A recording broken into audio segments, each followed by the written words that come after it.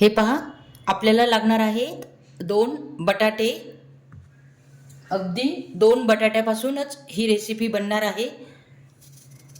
आपल्याला यावरचे साल काढून घ्यायचे आहे.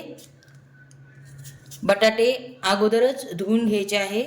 नंतर आपल्याला बटाटे धुवायचे नाही आहेत. दोन्ही बटाटे मी छान छिलून घेतले आहेत. आपल्याला अगदी या बारीक खिसणीने खिसून घ्यायचे आहेत. शक्यतो अशा प्रकारची बारीकच खिसणी आपल्याला वापरायची आहे.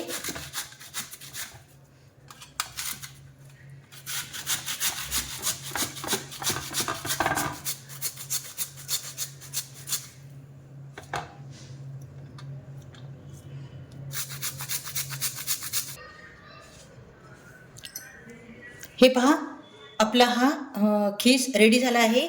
तर हा खीस आपल्याला धुवायचा नाही आहे, कारण त्याच्यामध्ये जे स्टार्च आहे ते आपल्याला बाइंडिंगसाठी उपयोगी येणार आहे. त्यामुळे हा खीस आपल्याला धुवायचा नाही आहे.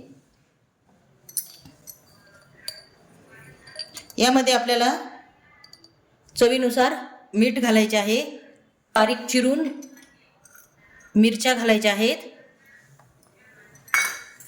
अगदी थोडं तिखट घालायचं आहे.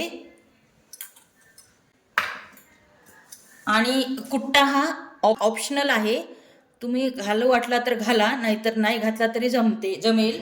पण कुट्ट्यामुळे टेस्ट फार भारी येते. त्यानंतर असे मिक्स करायचे आहे. मिक्स करून आपल्याला घ्यायचे आहे, म्हणजे सर्व इन्ग्रेडियंट्स चांगले मिक्स होतील. मिक्स करून रेडी झाले आहे. त्यानंतर आपण गॅसवर पॅन ठेवला आहे. आपल्याला अशा प्रकारे तेल घालायचे आहे.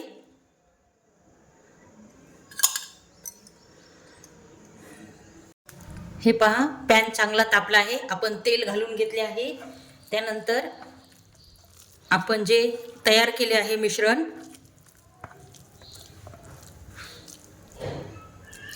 ते आपल्याला अशा प्रकारे थापून घ्यायचे आहे.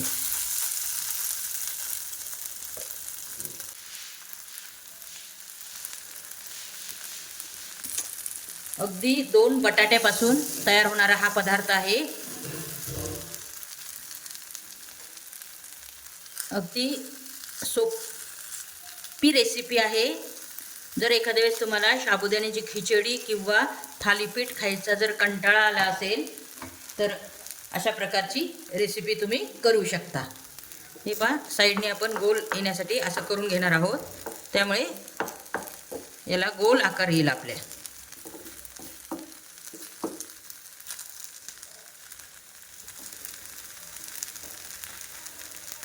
अगदी 2 मिनिटासाठी आपल्याला झाकण ठेवायचे आहे.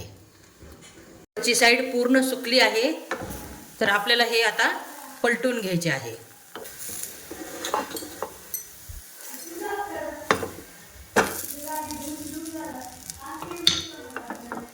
हे पहा, आता दुसऱ्या साईडनी पण आपल्याला शेकून घ्यायचे आहे.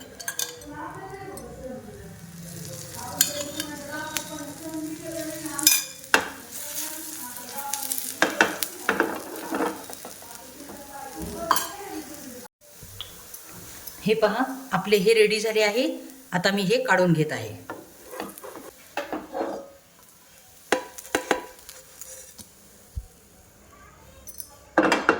आता मी दुसरे तयार करून घेत आहे. आज मला उपवास होता, त्यामुळे काही खायची इच्छाच नव्हती. जसं की भगर आणि साबुदाणा किंवा थालीपीठ हे काहीच खायची मला इच्छा नव्हती. पण घरात 2 बटाटे होते, त्यामुळे मी अशा प्रकारची रेसिपी ट्राय केली. उपवासासाठी अतिशय उत्तम अशी ही रेसिपी आहे. नक्की तुम्ही करून बघा. वेगळं काहीतरी खायची इच्छा झाली असेल तर या प्रकारचा पदार्थ तुम्ही नक्की करून बघा.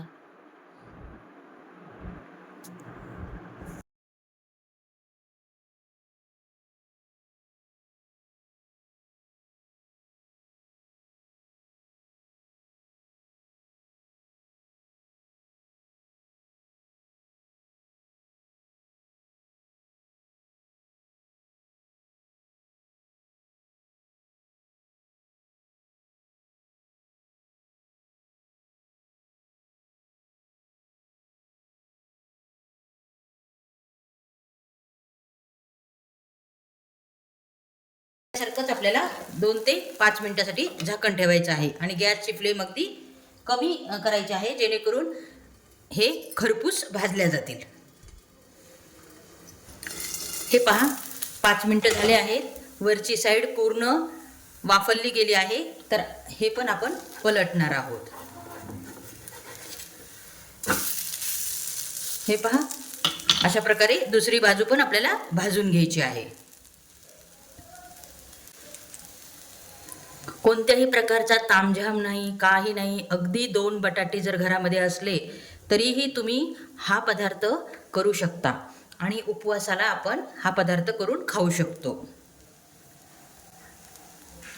हा पदार्थ तुम्ही दही किंवा उपवासाचे जे लिंबाचे लोणचे असते त्यासोबत सुद्धा तुम्ही हा पदार्थ खाऊ शकता.